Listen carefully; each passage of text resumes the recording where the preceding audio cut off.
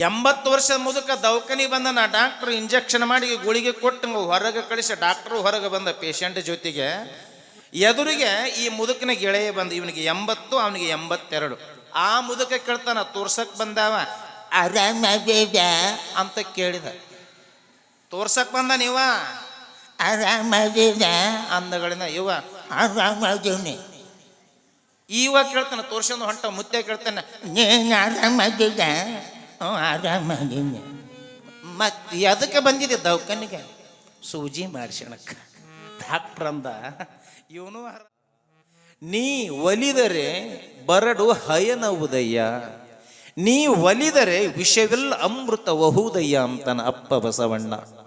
ಅವನ ಒಲಿಮೆಯಾಗಬೇಕು. ಜಡವಸ್ತುಗಳು ಸಹಿತ ಬನ ಚಿಗುರುತ್ತವಂತ ಕೊರಡು ಕೊನಿರ್ತದ, ಮತ್ತೆ ಫಲವನ್ನು ಕೊಡ್ತದ ಕೊರಡು ಅಂತನ ಬಸವಣ್ಣ. ಯಾವ ಕೊರಡು? ಹೊರಗೆ ಬಿದ್ದಿರ್ತಕ್ಕಂಥ ಕಟ್ಟಿಗೆಯ ಕೊರಡಲ್ಲ, ಈ ದೇಹವೆಂಬ ಕೊರಡು ಅವನಿಗೆ ಒಲಿಮೆ ಆಗಬೇಕು. ಮೊದಲ ಅವನ ಒಲಿಮೆ ನಮಗಾಗಬೇಕು, ಭಗವಂತನ ಒಲಿಮೆ ನಮಗಾಗಬೇಕು. ಅವ ಕೊಟ್ಟಿದ್ದು ಕೊನೆ ತನಕಿರ್ತದೆ. ಈ ಕೊರಡು ಕೊನರಿದಾಗ ಬದುಕು ಹಸನವಾಗ್ತದಂತನ ಬಸವಣ್ಣ. ನೀನೊಲಿದರೆ ಕೊರಡು ಕೊನರುವುದಯ್ಯ, ನೀನೊಲಿದರೆ ಬರಡು ಹಯನವುದಯ್ಯ. ಗೊಡ್ಡು ಬಿದ್ದಿರುವಂತ ಎಮ್ಮೆಯಾಗಲಿ ಆಕಳಗಳಾಗಲಿ ಹಾಲು ಕೊಡ್ತವಂತ ಶಿವನ ಕರುಣೆಯಾತಂದ್ರ, ಆತನ ಕೃಪೆಯಾತಂದ್ರ ಬರಡು ಸಹಿತ ಹಯನ ಕೊಡ್ತದಂತಾನ ಬಸವಣ್ಣ. ನೀ ಒಲಿದರೆ ವಿಷವೆಲ್ಲ ಅಮೃತ ವಹುದಯ್ಯ. ಲೋಕಕ್ಕೆ ಆಪತ್ತು ಬಂದಾಗ, ಅಪಾಯ ಬಂದಾಗ ವಿಷವನ್ನೇ ತಾನು ಕುಡಿದು ಲೋಕವನ್ನು ಉಳಿಸಿದ ಲೋಕೇಶ್ವರ. ಅದಕ್ಕೆ ವಿಷಕಂಠಾಂತ ಬಿರುದು ಬಂತು ಪರಮಾತ್ಮನಿಗೆ. ಬಹಳ ಸರಳದನ ಭಗವಂತ. ದೇವರ ಒಲಿಮೆಯನ್ನು ನಾವು ಪಡಿಬೇಕಾರ ಅಡ್ಡ ಬಿದ್ರ, ಉದ್ದ ಬಿದ್ರ, ಕಾಯಿ ಹೊಡೆದ್ರ, ಕರ್ಪೂರ ಹಚ್ಚಿದ್ರ, ಉಪವಾಸವಿದ್ರ, ವನವಾಸವಿದ್ರ ಮಾತ್ರ ದೇವರು ಒಲಿತಾನ ಅನ್ನೋದು ತಪ್ಪು ಭಾವನೆ. ಉಪವಾಸ ಬೇಕಾಗಿಲ್ಲ. ಅಲುಪುಡು ಎಪುಡು ಬಲುತೋನು ಆಡಂಬರನ ಗಾನು ಪಲಕನುಂಡು ಸಜ್ಜನಗಾಡು ಚದುವಿರ ರಾಮ ವಿನುರ ವೇಮಾಂತನ ತೆಲುಗಿನೊಳಗ ಹೇಮರೆಡ್ಡಿ ಮಲ್ಲಮ್ಮನ ಮೈದುನ ವೇಮನ ಯೋಗಿ. ಆಡಂಬರದ ಬದುಕು ಬೇಕಾಗಿಲ್ಲ, ನಿನ್ನ ಊದುಬತ್ತಿ, ನಿನ್ನ ಕಾಯಿ, ನಿನ್ನ ಕರುಪುರ ಬೇಕಾಗಿಲ್ಲ, ನಿನ್ನ ಮನಸ್ಸನ್ನು ಒಪ್ಪಿಸುವಷ್ಟೇ. ಒಬ್ಬರಿಗೆ ಕೆಟ್ಟದ್ದು ಮಾಡಬೇಡ, ಇನ್ನೊಬ್ಬರ ಕಂಡು ಅಸಹ್ಯ ಪಡಬೇಡ, ವಿಶಾಲವಾದ ಮನಸ್ಸು ಒಪ್ಪಿಸಿಬಿಟ್ರೆ ಸಾಕು. ಅವ ನಿನ್ನ ಮನೆಯ ಬಾಗಿಲ ಕಾಯ್ತಾನ. ಬಾಣಾಸುರನ ಬಾಗಿಲಕಾದ ಪರಮಾತ್ಮ ಅವನು ಒಲಿಮಾಗಬೇಕಷ್ಟೇ. ಚಿತ್ತವಿಲ್ಲದ ಗುಡಿಯ ಸುತ್ತಿದರೆ ಫಲವಿಲ್ಲ ಅಂತನ ಸರ್ವಜ್ಞ ಕವಿ. ಗುಡಿಗುಂಡಾರಗಳನ್ನ ಸುತ್ತ ಮನಸ್ಸು ಎಲ್ಲೋ ಹೋಗ್ಯದ. ಗುಡಿ ಸುತ್ತಕತ್ತಿದ ಖರೆ, ದೇಹ ಸುತ್ತ ಹಾಕಕತ್ತದ, ಮನಸ್ಸು ಹರಕಂತ ಹೋಗ್ಯತ್ತಂದ ಮೇಲೆ ನಿನಗೆ ಎಲ್ಲಿ ಸಿಕ್ಕತ್ತ ಫಲ? ಹರಿದಾಡುವ ಮನಸ್ಸನ್ನ ಭಗವಂತನ ಪಾದ ಸನ್ನಿಧಿಯಲ್ಲಿ ಇರಿಸಿದಾಗ ಅವನು ವರವನ್ನು ಕೊಡ್ತಾನ. ನೀನು ಒಲಿದರೆ ವಿಷ ಅಮೃತ ವಹುದಯ್ಯ, ನೀ ಒಲಿದರೆ ಸಕಲ ಪಡಿ ಪದಾರ್ಥವು ಇದರಲ್ಲಿರುತ್ತದೋ ಕೂಡಲ ಸಂಗಮ ದೇವ. ಅವನ ಒಲಿಮೆಯಾಗಬೇಕು. ಆತನ ಕೃಪೆಯನ್ನ ಪಡೆದಳು. ಸಂಸಾರದಿಂದ ಸದ್ಗತಿಯುಂಟು ಕೇಳು ಮಗನೇ ಎನ್ನುವಂತೆ ಇಸ್ಲಾಂ ಧರ್ಮದ ಗೃಹಿಣಿಯಾಗಿ, ಸೌಭಾಗ್ಯ ಲಕ್ಷ್ಮಿಯಾಗಿ, ಅನ್ನದಾತೆಯಾಗಿ, ಕೈ ಹಿಡಿದ ಪತಿಯನ್ನ ದೇವರೆಂದು ನಂಬಿ, ಜಾತಿ ಮತ ಪಂಥ ಪಂಗಡಗಳ ಎಣಿಸದೆ ಆಗಮಿಸಿ ಬಂದ ಗುರು ಸಾರ್ವಭೌಮರ ಪಾದಕ್ಕೆ ಎರಗಿ ಮನೆಯಲ್ಲೇ ಇರಬಹುದಾಗಿರುವಂಥ ತುತ್ತು ಅನ್ನವನ್ನು ಕರೆದು ದಾನ ಮಾಡಿದಳು. ಮನಸ್ಸು ಬಂಗಾರ ಆಗಿತ್ತು, ಶಿವನ ಕೃಪೆಯಾಗಿತ್ತು. ಕೂಗಿದಳು, ಪರಮಾತ್ಮ ಓಗೊಟ್ಟ. ಗುರು ಖಾದರಲಿಂಗನ ಆಶೀರ್ವಾದ ಆಯ್ತು, ಕಲ್ಮಠ ಗುರುವಿನ ಕೃಪೆಯಾಯಿತು. ಬರಣಾಗಿರುವಂಥ ಹಜ್ಜುಮ ಬಯಕೆ ತೀರಿತು. ಲೋಕಕ್ಕೆ ಒಡೆಯನಾಗುವಂಥ ಮಗನಿಗೆ ಜನ್ಮ ಕೊಟ್ಟಳು. ಇದು ಅವಳ ಬದುಕು, ಇದು ಅವಳ ಬದುಕು. ನಮಗದು ಬೇಕು. ಕಷ್ಟ ಬಂದೈತಂತ ಶಿವನ ಮೇಲೆ ಸಿಟ್ಟು ಮಾಡ್ಕೋಬೇಡ, ಅವನು ಒಲಿಬೇಕು. ಬೇಡುವುದಾದರೆ ಕೂಡಲ ಸಂಗಮ ದೇವರನ್ನಲ್ಲದೆ ಅನ್ಯರನ ಬೇಡಿ ಕೆಡಬೇಡ ಮರುಳಿ ಅಂತನ ಬಸವಣ್ಣ. ಸುರರ ಬೇಡಿದಡಿಲ್ಲ, ನರರ ಬೇಡಿದಡಿಲ್ಲ. ಕೇಳಕ್ ಹೋಗಬೇಡ. ನಿನಗೆ ಕಷ್ಟ ಬಂದದ, ತಾಪತ್ರೆ ಬಂದದ ಅಂತೇಳಿ ಕಷ್ಟ ಕಾಲದೊಳಗ ಬೀಗರು ಮನೆಗೆ, ಬಿಜ್ರ ಮನೆಗೆ, ನೆಂಟರ ಮನೆಗೆ ಹೋಗಿ ಕೈ ಒಡ್ಡಬೇಡ ಅಂತನ ಬಸವಣ್ಣ. ಸುರರ ಬೇಡಿದಡಿಲ್ಲ. ನಿನ್ನ ಅಪಹಾಸ್ಯ ಮಾಡ್ತಾರೆ ನಿನ್ನ ಬೀಗರು, ನಿನ್ನ ನೆಂಟರು, ನಿನ್ನ ಬಂಧು, ನಿನ್ನ ಬಳಗ. ನಿನಗೆ ಕಷ್ಟ ಬಂದ್ರೆ ಮುಂದೆ ಅಯ್ಯೋ ಪಾಪ ಅಂತಾರೆ, ಇಂದ ಮುಖಸ್ತುತಿಯನ್ನ ಮಾಡ್ತಾರೆ, ಅಸೂಯೆ ಪಡ್ತಾರ. ಬಸವಣ್ಣ ಹೇಳ್ತಾನ, ನಂಬು.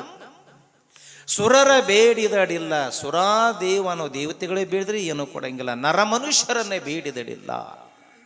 ಆರನಾದೊಡೆಯ ಬೇಡಿ ಬೇಡಿಯ ಧೃತಿಗೆಡಬೇಡ ಎಲೆ ಮನವಿ. ಮನಸ್ಸಿಗೆ ಹೇಳ್ತಾನ ಬಸವಣ್ಣ.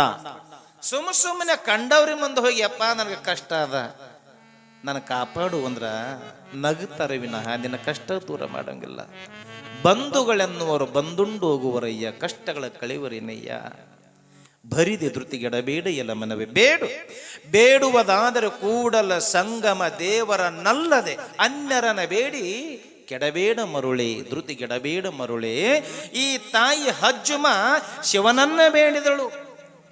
ರಾಮನು ನೀನೆ, ರಹಿಮನು ನೀನೆ, ಈ ಜಗದ ಒಡೆಯನು ನೀನೆ, ನಿನಗೇ ತಗೋ ಸ್ವಂತದ ಮನೆ. ನಿನ್ನ ಮನೆ ಎಂಬ ಮಜೀದ್ ಹೊಡೆದರೂ ನೀ ಸಾಯಲಿಲ್ಲ, ಮಂದಿರವ ಪುನಃ ಕಟ್ಟಿದರೂ ನಿನಗೆ ಮರುಹುಟ್ಟು ಇಲ್ಲ. ಯಾಕೆ? ನೀ ಆದಿ ಅನಾದಿ ಅಂತ್ಯ ಲೋಕದ ಒಡೆಯನೇ ನೀನು. ಬೇಡಿದಳು ಶಿವನನ್ನ. ಬೇಡಿದಾಕ್ಷಣ ಕೊಡುವವನು ಭಗವಂತ. ವಿಶ್ವೇಶ್ವರನಿಗೆ ಸಂಕಲ್ಪ ಮಾಡಿದ್ರೆ ಬೇಕಾದನ್ನ ಕೊಡ್ತಾನ. ಬೇಡುವುದು ಆ ಪದ್ಧತಿ ನಮಗೆ ಗೊತ್ತಿಲ್ಲ ಅಷ್ಟೇ. ಎಲ್ಲರಿಗೂ ಸಮಸ್ಯೆಗಳದಾವ, ಎಲ್ಲರಿಗೂ ಕುಂದು ಕೊರತೆಗಳದಾವ, ಎಲ್ಲರಿಗೂ ಕಷ್ಟ ಅದಾವ. ಹೋಗಿ ದೇವರನ್ನ ಕೇಳಬೇಕು ವಿನಃ ನೆರೆ ಹೊರೆಯವರನ್ನ ಕೇಳಿದರೆ ಕೊಡಲು ಸಾಧ್ಯವೇ? ಅಕ್ಬರ ಮಹಾರಾಜ ನಮಾಜ್ ಮಾಡ್ತಿದ್ದ ಅರಮನೆಯೊಳಗ. ನಮಾಜ್ ಅಲ್ಲಾಹೋ ಅಕ್ಬರ್ ಅಂತ ತಿಳ್ಕೊಂಡು ನಮಾಜ್ ಮಾಡುವಾಗ ಬಡವನಾಗಿರುವಂತ ಬ್ರಾಹ್ಮಣ 4 ಜನ ಹೆಣ್ಣು ಮಕ್ಕಳು ಕಿತ್ತಿ ತಿನ್ನುವಂತಹ ದಟ್ಟ ದರಿದ್ರವಾದ ಬಡತನ. ಕೈ ಹಿಡಿದ ಧರ್ಮ ಪತ್ನಿ ಹೇಳ್ತಾಳ, ಅಕ್ಬರ ಮಹಾರಾಜನ ಆಸ್ಥಾನದೊಳಗ ನೀ ಪಂಡಿತ ಅದಿದಿ, ಹೋಗು. ಮಗಳು ಮದುವೆ ಬಂದದ, ಏನಾದ್ರೂ ಕೊಡು ಅಂತ ತಿಳ್ಕೊಂಡು ನಿನ್ನ ಮಹಾರಾಜನನ್ನ ಬೇಡು. ಅಕ್ಬರ ಮಹಾರಾಜ ಏನಾದರೂ ನಿನಗೆ ಕೊಡಬಹುದಂದಾಗ ಬ್ರಾಹ್ಮಣ ಪಂಡಿತ, ಬ್ರಾಹ್ಮಣ ವಿದ್ಯಾವಂತ. ಸರಿ, ನಿನ್ನ ಮಾತಿಗೋಸ್ಕರವಾಗಿ ನಾನು ಮಹಾರಾಜನ ಅರಮನೆಗೆ ಹೋಗಿ ಬೇಡುತ್ತೀನಿ ಅಂತ ತಿಳ್ಕೊಂಡು ಧಾವಿಸಿ ಅರಮನೆಗೆ ಬಂದ. ಅರಮನೆಗೆ ಬಂದ ಸಂದರ್ಭದೊಳಗೆ ಅಕ್ಬರ್ ಬಾದಶಃ ನಮಾಜ್ ಮಾಡಕತ್ತಿದ್ದ, ಅಲ್ಲಹನ ಬೇಡಕತ್ಯಾನ. ಓ ಅಲ್ಲಾ, ನನಗೆ ಸುಖ, ಶಾಂತಿ, ನೆಮ್ಮದಿ ಕೊಡು ಕೊಡು ಕೊಡು ಕೊಡು ಕೊಡು ಅಂತ ಬಿಡ್ತಿದ್ದ. ಹಿಂದೆ ಬಂದು ನಿಂತಿದ್ದ ಬಡ ಬ್ರಾಹ್ಮಣ ನೋಡಿ ನಕ್ನಯ್ಯೋ ಮರುಳೆ ನಕ್ಕ. ನಮಾಜ್ ಮುಗೀತು. ನಮಾಜ್ ಮುಗಿದು ಹಿಂಗ ಎದ್ದು ಹಿಂದೆ ತಿರುಗಿ ನೋಡ್ತಾನ. ಭಿಕ್ಷೆ ಬೇಡಲು ಬಂದ ಬ್ರಾಹ್ಮಣ ವಾಪಸ್ ಹೊಂಟ. ವಾಪಸ್ ಹೋಗುವಾಗ ಅಕ್ಬರ ಮಹಾರಾಜ ಕರಿತಾನ, ಓ ಗುರುವರ್ಯ ನಿಲ್ಲು, ಯಾಕೆ ಬಂದಿದ್ದಿ, ಯಾಕೆ ಹೊಂಟಿದಿ? ಆಗ ಬಡವ ಬ್ರಾಹ್ಮಣ ಹೇಳುತ್ತಾನೆ, ಏನಿಲ್ಲ, ನಾನು ನಿನ್ನ ಹತ್ರ ಏನಾದ್ರೂ ಬೇಡ್ಕೊಂಡು ಬಾ ಅಂತ ನನ್ನ ಹೆಂಡತಿ ನನ್ನ ಕಳಿಸ್ಯಾಳ. ಅಲ್ಲೋ ಮತ್ತೆ ಬೇಡಕ್ಕಂತ ಬಂದೀನಂತಿದಿ, ವಾಪಸ್ ಹಂಗ ಹೊಂಟಿದಲ್ಲ ಅಂದಾಗ ಏನು ಬೇಡಲಿ, ನೀನ ಬೇಡಕತ್ತಿದಿ. ಅಲ್ಲಹ ನನಗೆ ಸುಖ ಕೊಡು, ಶಾಂತಿ ಕೊಡು, ನೆಮ್ಮದಿ ಕೊಡುತ್ತೆ. ನೀನ ಒಬ್ಬ ಭಿಕ್ಷುಕದಿದಿ, ಮತ್ತೆ ನಿನ್ನಂತ ಭಿಕ್ಷುಕನಿಗೆ ನಾನೇನು ಬೇಡಲಿ? ನಾನು ನೇರವಾಗಿ ಭಗವಂತನನ್ನೇ ಬೇಡ್ತೀನಿ, ನಿನಗೆ ಯಾಕೆ ಬೇಡಲಿ ಅನ್ನಂತ. ಹಂಗ ಲೋಕದೊಳಗೆ ಎಲ್ಲರೂ ಬೇಡಾರ, ಎಲ್ಲರಿಗೂ ಕೊರತೆ ಅದಾವ, ಯಾರಿಗೂ ಸುಖ ಇಲ್ಲ. 80 ವರ್ಷದ ಮುದುಕ ದವಾಖಾನಿಗೆ ಬಂದಾನ. 80 ವರ್ಷದ ಮುದುಕ ದವಾಖಾನಿಗೆ ಬಂದಾನ. ಡಾಕ್ಟರ್ ಇಂಜೆಕ್ಷನ್ ಮಾಡಿ ಗುಳಿಗೆ ಕೊಟ್ಟು ಹೊರಗೆ ಕಳಿಸಿ, ಡಾಕ್ಟರ್ ಹೊರಗೆ ಬಂದ ಪೇಷಂಟ್ ಜೊತೆಗೆ. ಎದುರಿಗೆ ಈ ಮುದುಕನ ಗೆಳೆಯ ಬಂದ, ಇವನಿಗೆ 80, ಅವನಿಗೆ 82. ಆ ಮುದುಕ ಕೇಳ್ತಾನ, ತೋರ್ಸಕ್ ಬಂದಾವ, ಆರಾಮದ ಅಂತ ಕೇಳಿದ. ತೋರ್ಸಕ್ ಬಂದ ನೀವ, ಆರಾಮದ ಅಂದಗಳಿಂದ ಇವ ಆರಾಮದೀನಿ. ಇವಾಗ ಕೇಳ್ತಾನೆ, ತೋರ್ಸಂದು ಹೊಂಟ ಮುತ್ತೆ ಕೇಳ್ತಾನೆ, ನೀನು ಆರಾಮದ? ಆರಾಮದೀನಿ. ಮತ್ತೆ ಅದಕ್ಕೆ ಬಂದಿದೆ ದವಾಖಾನಿಗೆ? ಸೂಜಿ ಮಾಡಿಸಣಕ್ಕ. ಡಾಕ್ಟ್ರ್ ಅಂದ, ಇವನು ಆರಾಮದನಂತಾನ, ಅವನು ಆರಾಮದನಂತಾನ. ಇನ್ನು ಜಡ್ ಬಂದಿದ್ದ ಯಾರಿಗೆ? ಸುಮ್ಮನೆ ಆರಾಮಣ್ರಿ, ಆರಾಮ್ ಅನ್ಕೊಂತ ಹೋಗ್ಬೇಕು, ಆರಾಮ್ ಅನ್ಕೊಂತ ಹೋಗ್ಬೇಕು. ಇದು ಜಗದ ನಿಯಮವಿದೆ ಪುಣ್ಯಾತ್ಮರೇ.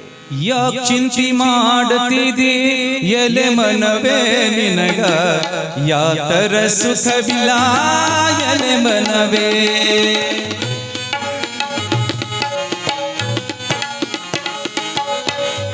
ಯಾಕ್ ಚಿಂತೆ ಮಾಡ್ತಿದೆಲೆ ಮನವೇ ನಿನಗ ಯಾತರ ಸುಖವಿಲ್ಲ ಎಲೆ ಬನವೇ ನಿನಗ ಯಾತರ ಸುಖವಿಲ್ಲ ಎಲೆ ಬನವೇ ಲೋಕನಾಥನ ಧ್ಯಾನವ